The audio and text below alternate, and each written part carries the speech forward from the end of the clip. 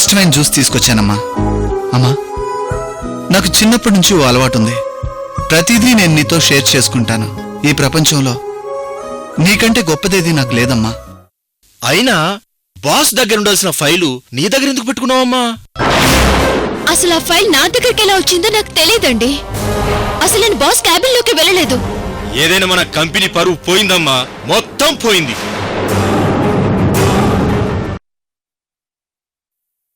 అసలు నా ఫైల్ నీ దగ్గరికి ఎలా వచ్చింది? సరే వచ్చింది. నా ఫైల్స్ ఏవో నీ ఫైల్స్ ఏవో తేడా తెలీదా నీకు?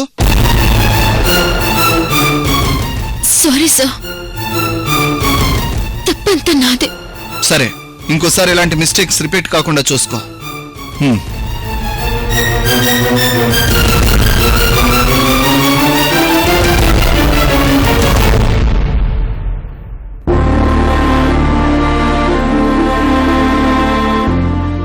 అమూల్యని తప్పు పట్టాలనే ఉద్దేశంతో అమూల్యకు ఫోన్ చేయలేదమ్మా. నిజంగానే అమూల్య చాలా సిన్సియర్. ఏదో మిస్టేక్ జరిగిందంతే. సరేనమ్మా, నేను బయటకు వెళ్తున్నాను. ఈ వ్యవహారం ఏదో నేను చూసుకుంటాను. ఈశ్వరమ్మా,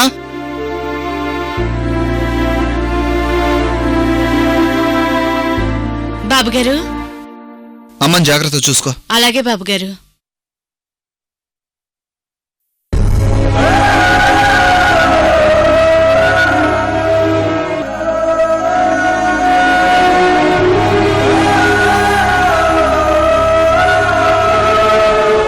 బాస్ ఏమన్నారు మేడం?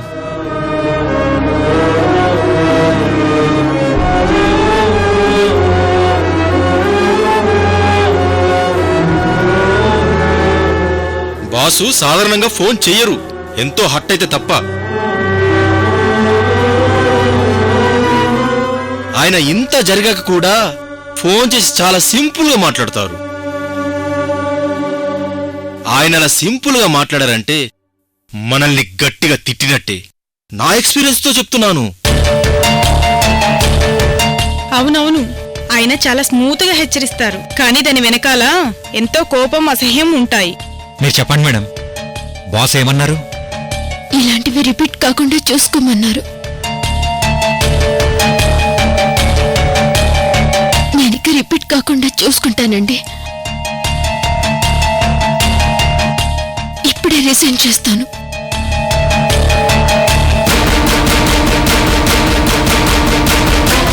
మీరు ఇలాంటి ఆలోచనలు పెట్టుకోవద్దు మేడం.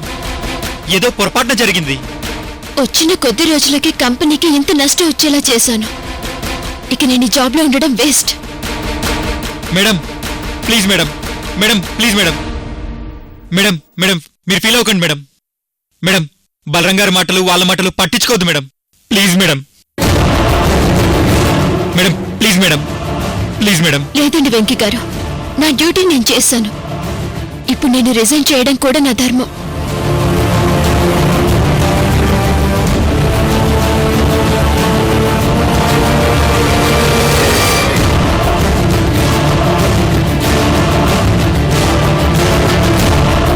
మేడం ఒక్కసారి ఆలోచించండి మేడం.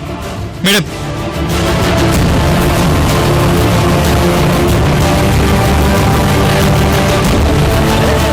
నేను చెప్పేది వినండి మేడం, ప్లీజ్ మేడం. ఒకసారి ఆలోచించండి మేడం. వాళ్ళ మాటలు వీళ్ళ మాటలు పట్టించుకోవద్దు madam, please madam. Madam please madam, నేను చెప్పేది వినండి మేడం. మేడం తొందరపడకండి మేడం, ప్లీజ్ మేడం. ఒక్కసారి ఆలోచించండి మేడం. బలరాం గారు, ఇది బాస్కి ఇవ్వండి. ఇది నా రెసిగ్నేషన్ లెటర్. మేడం చెప్పింది అర్థం చేసుకోండి మేడం. మేడం ప్లీజ్ మేడం, వాళ్ళ మాటలు పట్టించుకోవద్దు మేడం, ప్లీజ్ మేడం. మేడం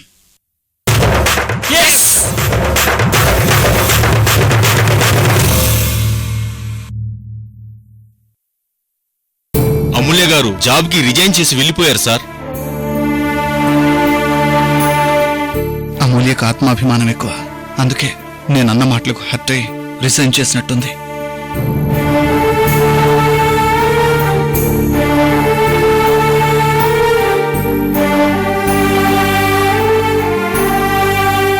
అమూల్య నాకు దూరం అయిపోతుందమ్మా.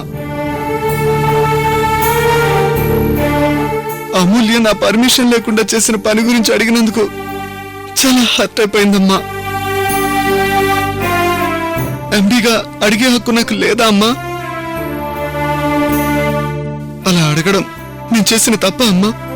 అయినా నేను అమూల్యకి రిజైన్ చేయమని చెప్పలేదమ్మా. అసలు ఆ విషయం గురించి అమూల్యని ఏమీ అడగకూడదని అనుకున్నాను. కానీ అలా అడగకపోతే ఆఫీస్ స్టాఫ్ అంతా పక్షపాతం చూపిస్తున్నానని ఏవేవో అనుకుంటారని అడిగానంతేనమ్మా. అసలు నేను రిజైన్ చేయమనలేదు. అయినా కూడా రిజైన్ లెటర్ ఇచ్చి వెళ్ళిపోయిందమ్మా. నాకు ఏదోలా ఉందమ్మా. అమూల్య ఇక రాదేమోనని భయంగా ఉందమ్మా. అమూల్యని ఇంక నేను మర్చిపోవాలేమోనమ్మా.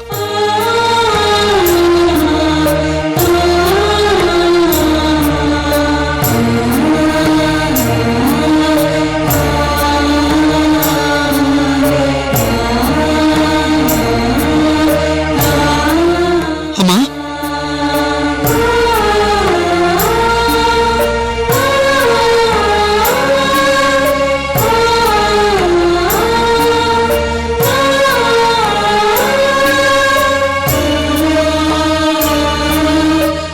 ఏంటమ్మా నువ్వు ఏడుస్తున్నావా?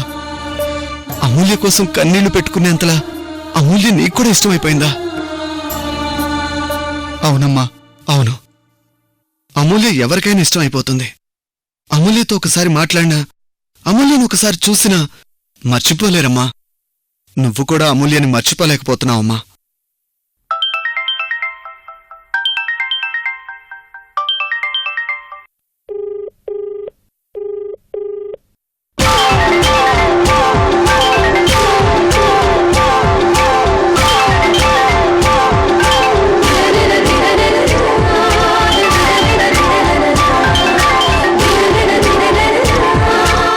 అమ్మా, అమూల్య ఫోన్ చేసిందమ్మా.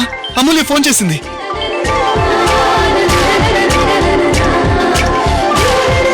అంటే అమూల్య తన నిర్ణయాన్ని మార్చుకుంటుందేమోనమ్మా. రిజైనింగ్ లెటర్ వెనక్కి తీసుకుంటుందేమో. చెప్పు అమూల్య, నీ రిజైన్ లెటర్ వాపస్ తీసుకుంటున్నావా?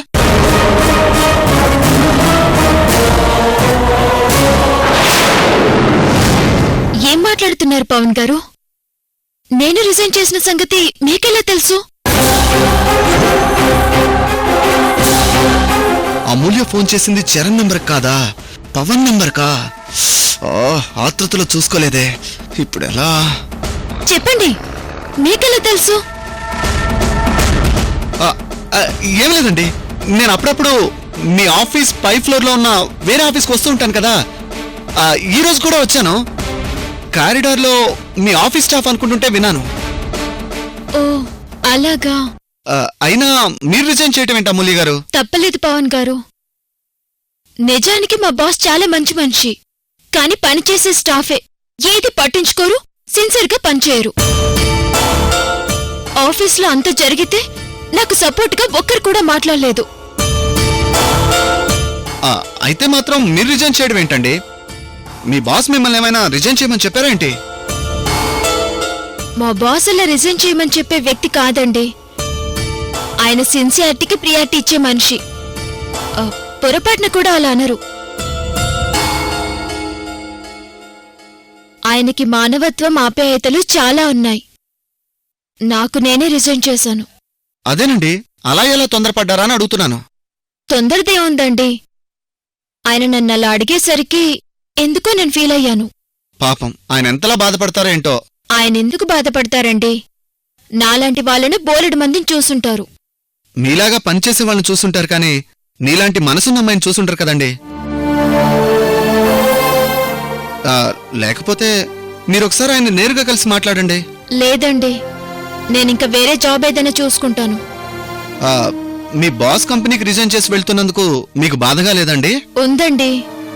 ఆయన గురించి కంటే వాళ్ళ అమ్మగారి గురించి ఆలోచిస్తుంటేనే నాకెందుకు ఇంకా ఎక్కువ బాధ అనిపిస్తుంది.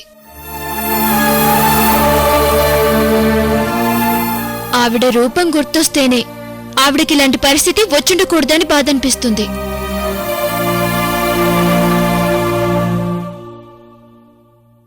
ఏదేమైనా ఇంతటితో వాళ్లతో అనుబంధం తెగిపోయినట్టే అండి. నేను కోరుకునేది ఒక్కటే, ఆయన బావుండాలి, వాళ్ళ తల్లిగారు ఇంకా బావుండాలి.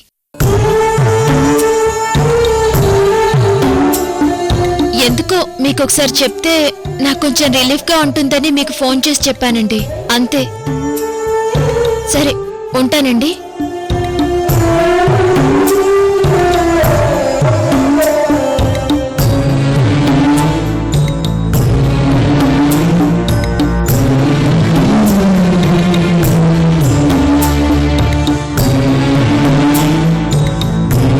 విన్నావు కదా అమ్మా, అమూల్య రిజైన్ చేశాక కూడా మన మంచి కోరుకుంటుంది.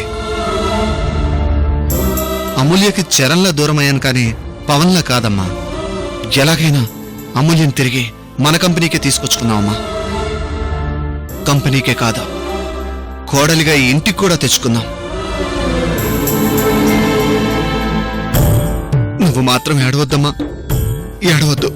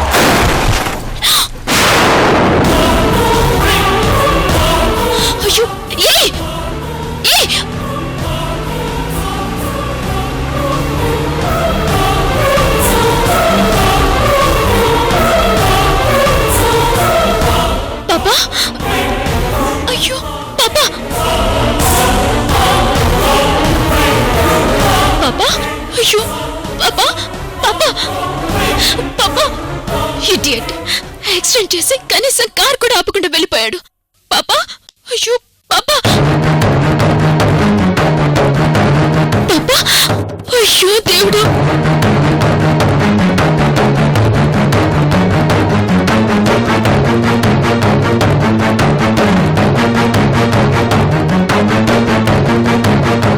హలో హలో 108, ఇక్కడ ఒక పాపకి యాక్సిడెంట్ అయింది.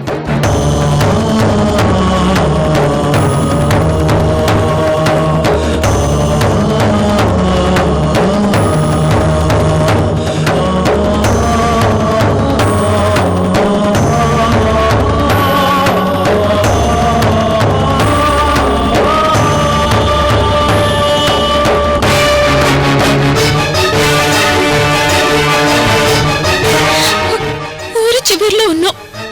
108 రావడానికి కనీసం 45 నిమిషాలైనా పడుతుంది. అయ్యో, ఈ లోపు పాప పరిస్థితి ఏంటో. పాపా,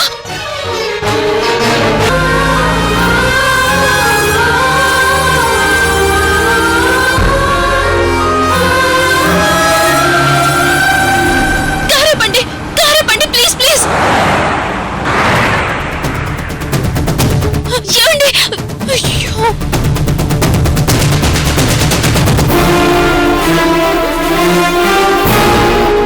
పాపా, అయ్యో పాపా, ఆపండి, కారపండి, కారపండి, ప్లీజ్ ప్లీజ్ ప్లీజ్, కారపండి, కారపండి సార్. Thank god sir. పాపకి యాక్సిడెంట్ అయింది సార్. సార్ చావు బతుకలో ఉంది, తలకి బాగా గాయమైంది. అర్జెంటుగా హాస్పిటల్కి తీసుకువెళ్ళాలి sir. Sir please sir, help చేయండి సార్.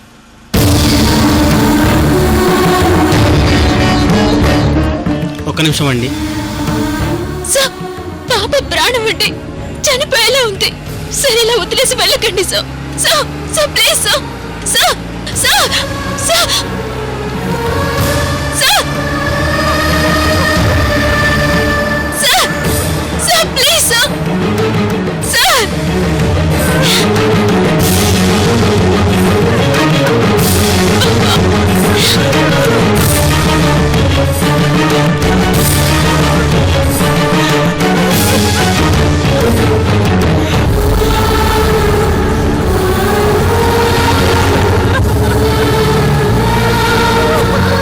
హలో, ఏమండి?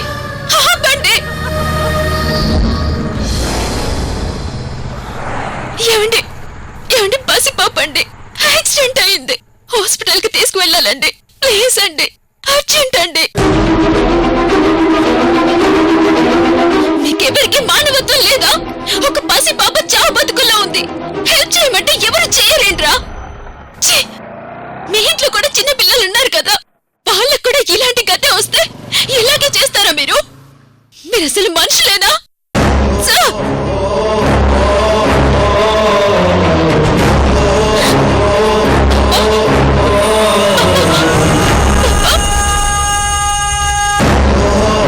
నీకేం కాదమ్మా, నీకేం కాదు. నేను హాస్పిటల్ కి తీసుకువెళ్తాను. నీకేం కానివ్వను పాపా, నీకేం కాదు.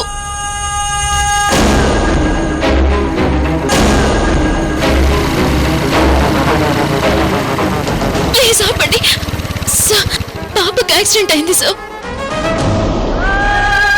వెంటనే హాస్పిటల్ కి తీసుకువెళ్ళాలి. మీరు బండి నడపండి, నేను పాపను పట్టుకొని వెనకాల కూర్చుంటాను. ప్లీజ్ అండి, ప్లీజ్ పాపను కాపాడండి. ఒక్క నిమిషం అండి.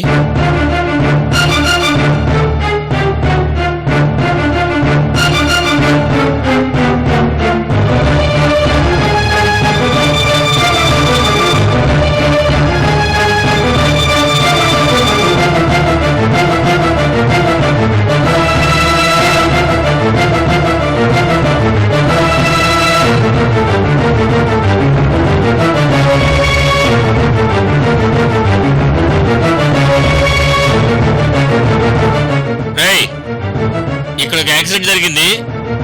ఆ పాపది వీడియో తీశాను, మీకు వాట్సాప్ లో పంపించాను. మన వాళ్ళందరూ షేర్ చేయి. Sir sir please sir, sir sir ray idiot.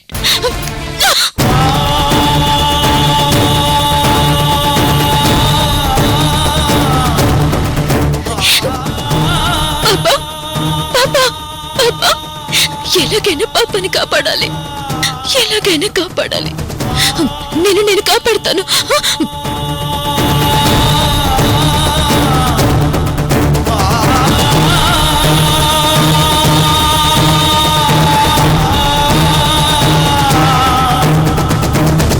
నీకేం కాదమ్మా, నేను నిన్ను కాపాడుతాను. నీకేం కాదు, నేను తప్పకుండా కాపాడుతాను.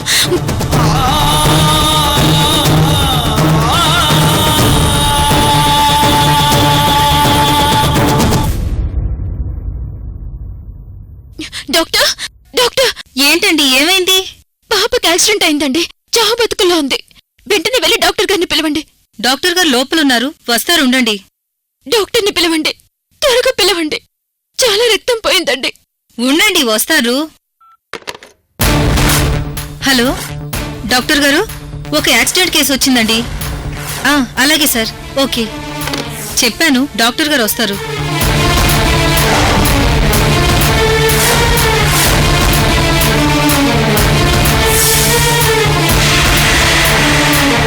ఆలస్యం చేస్తుంటే పాప ప్రాణాలు తగ్గవండి. ప్లీజ్ డాక్టర్ గారిని త్వరగా రమ్మనండి. చెప్పాను కదమ్మా, వస్తారుండు. ఆయనకేమైనా ఒకటే పని ఉంటుందా? ఒకరే పేషెంట్ ఉంటారా? బోల్డ్ పనులుంటాయి, బోల్డ్ మంది పేషెంట్లుంటారు. కొంచెం వెయిట్ చేయండి. అదేంటండి అలా అంటారు? మామూలు పేషెంట్లా కాదు, ఇక్కడొక చిన్న పాప చావు బతుకుల మధ్య ఉంది. ప్లీజ్ అండి, డాక్టర్ గారిని రమ్మని చెప్పండి. అమ్మా, ఇలాంటివి రోజు చూస్తూనే ఉంటాం, ఊరికి హడావిడి చేయకు. అక్కడ పాప ప్రాణం పోతుంది. డాక్టర్ ఎక్కడున్నారు? డాక్టర్!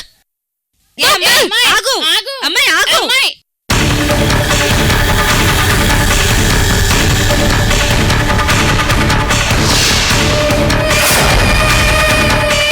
అమ్మయ్యా, పుల్లుగా తినేశాను.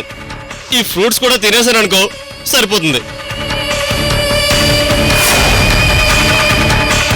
Doctor, doctor, doctor. ఎవరమ్మా నువ్వు? ఏంటనే వచ్చావు? వెళ్ళు వెళ్ళు, ఇలా రాకూడదు. అది కాదు డాక్టర్, అక్కడొక పాప చావు బతుకుల మధ్య ఉంది. ఎలాగైనా మీరే కాపాడాలి.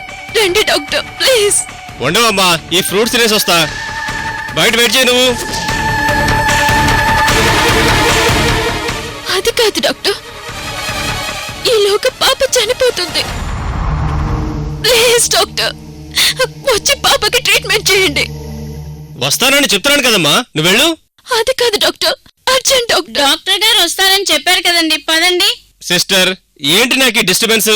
ఇది నా ఫ్రూట్స్ టైం కదా, తీసుకెళ్ళు. అమ్మా, చెప్తే అర్థం కావట్లేదా? రండి. అది కాదండి, రండి. వదలండి. రే,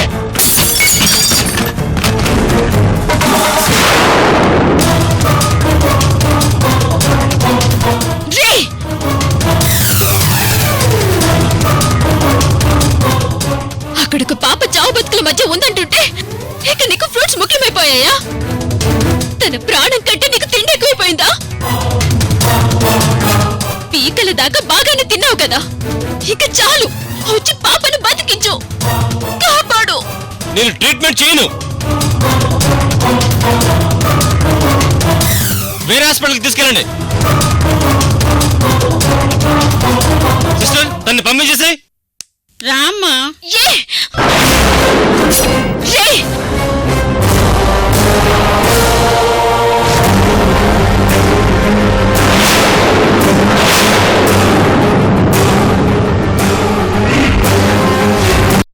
పాపకు యాక్సిడెంట్ అయి చావు బతుకుల మధ్య ఉంటే ఎంత బతుకులాడినా